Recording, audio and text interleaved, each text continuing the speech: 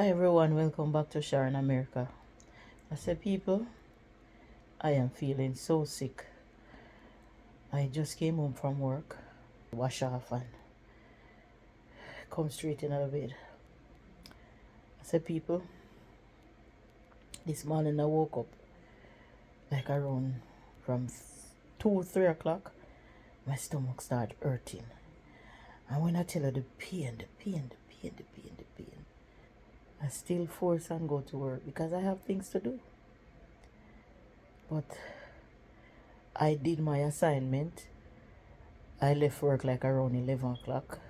It's like 12 something now. And I just came home. The nurse said, Sharon, go home. Go home. You finished your assignment already. Go home. Because I'm telling the people, I pray and I ask God for the strength to finish my assignment. And you know when you're in a nursing home, you got a lot of people on your assignment. Like from anywhere from 10 to 12. I did all of them. It wasn't easy. But I mustered the strength. People, one at a time, my knee buckled and I almost fell. My knee just buckled and I hear kirk. And I shake my head. I said, Jesus, what is this? So I stretch out my foot, I start stretching. And you feel a little stronger and I start my assignment again. I go to another room and I was doing the resident and I felt my head swayed. Because I have vertigo, people. But I don't know if what I'm feeling, if it have anything to do with the vertigo. I felt my head swayed. I had to sit down. I said to the resident, can I borrow your wheelchair? And I took one of the towel and I put in the wheelchair and I sat down. She said, okay, of course, Sharon, of course. Sit down. I don't want you to fall. And I got to finish that person. Then I move on. I did like maybe 2 more.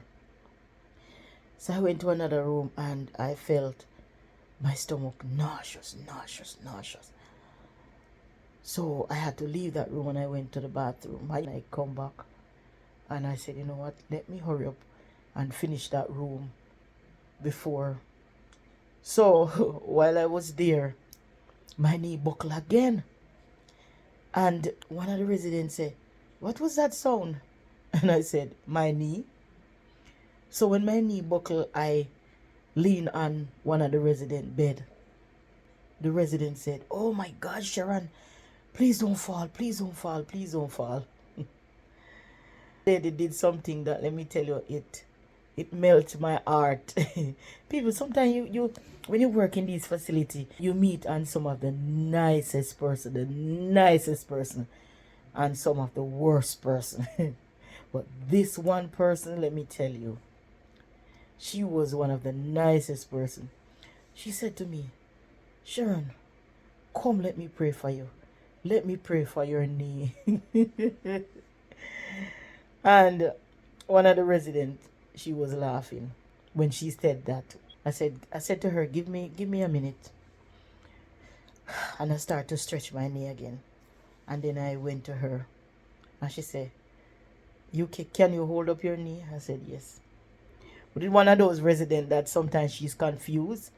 But she said, let me pray. She said, I don't mean to repeat the tongue, but she said, rubber, and she just started to pray.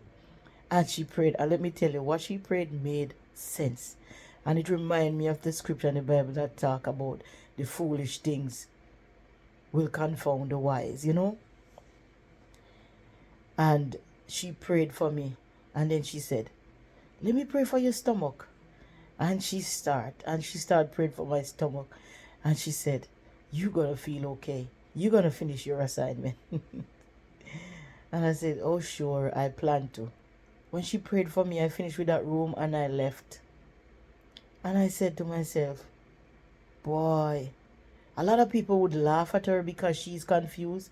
But I remember one day she told me that she used to go to a lot of Pentecostal church, and she used to go to a lot of crusade, big crusade like Jimmy Swaggart, Oral Roberts, Benny Hinn. She's one of those people that is very involved in the church. But because she's sick and she's confused, you know, no, and then sometimes she don't make no sense, and there are other times when she makes sense. But let me tell you something, people. That prayer that she prayed, it melted my heart. It made me feel so good to know that we are there caring for them, but yet still they still care about our well-being. Who understand what I'm saying? Put it in the comment section. Not only did she care and she prayed, when she saw me again, when I was handing out breakfast, she said, how are you feeling still? Remember, to take it easy. You don't want your knee to buckle on you again. But God will keep you. God will give you the strength to finish your job. Oh, Lord, people, that I'm just saying, I'm shaking my head and I'm just saying a prayer in my heart. Say, God, touch her, touch her. She don't know what she did for me this morning. That prayer that she did. I did not take it for granted, and I appreciate her and I respect her even more. And she one of them that she's always nice to me. She's always nice to me.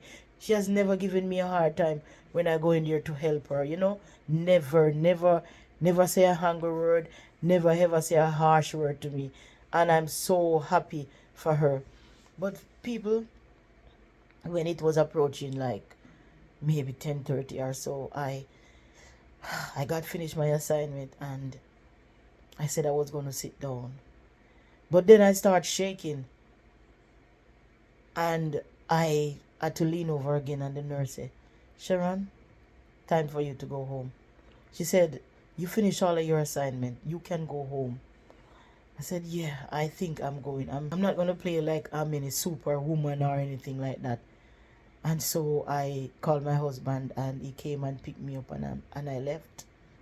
I left, but I say all of that to say this. When you come to this country and you working, you just have to do what you have to do. Yeah. Because that's not my full-time job. And so I forced and go. I didn't want to call off because I had picked up that shift, and I hate calling off when I pick up a shift. I hate it. I always think about the other person that is there that is going to be stuck, and they're going to be struggling with the resident that was supposed to be on my assignment. I know a lot of people don't think about that, but I think about that. I think about the other person. And so that's why I went to work. I thought I would have felt better by the time. But it wasn't so, eh? It wasn't so at all. And so I forced and go because I picked up. That's my extra income. Come to this country, you gotta do what you gotta do till better come. You take what you get till you get what you want. You take what you get till you can achieve the goal that you want. You come and you push it. You push it hard till you say this is no more. You gotta set goal. You gotta give yourself a timeline.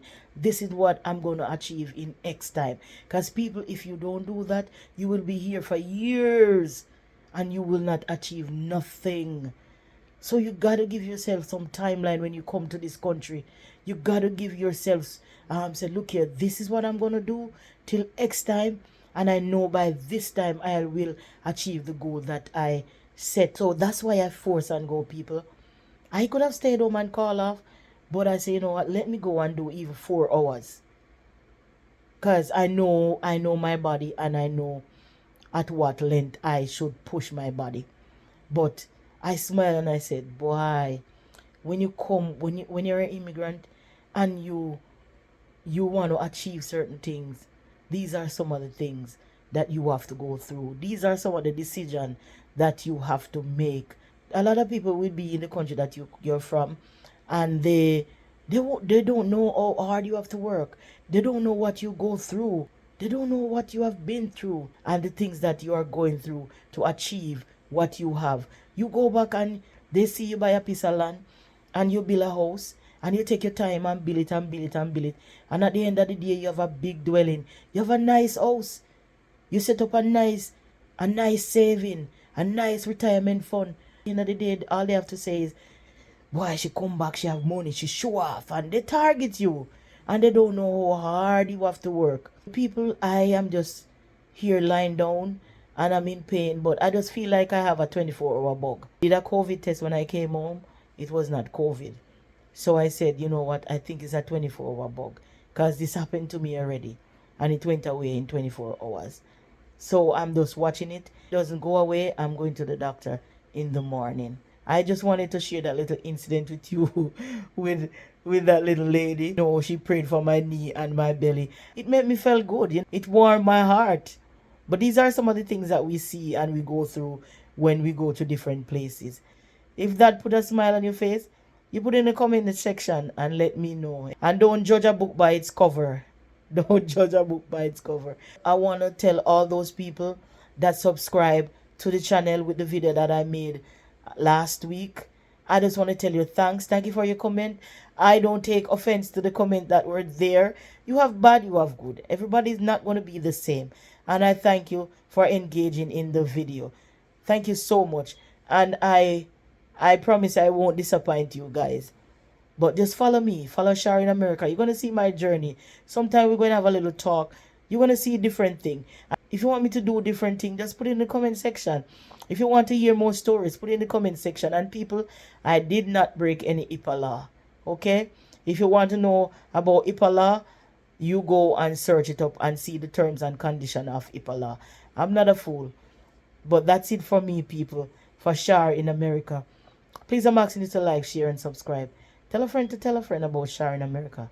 Bye.